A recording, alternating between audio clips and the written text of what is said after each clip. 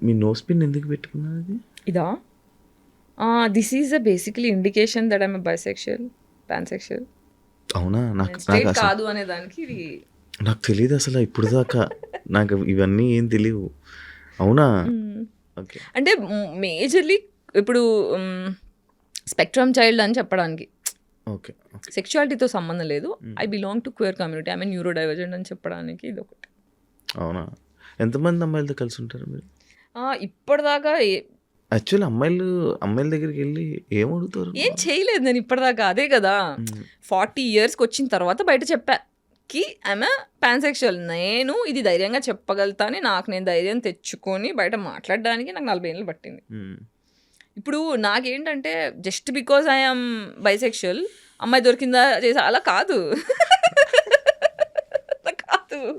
పడాలి, నచ్చాలి, ఈక్వేషన్స్ ఏమి ఉండాలి అవన్నీ ఉంటాయి.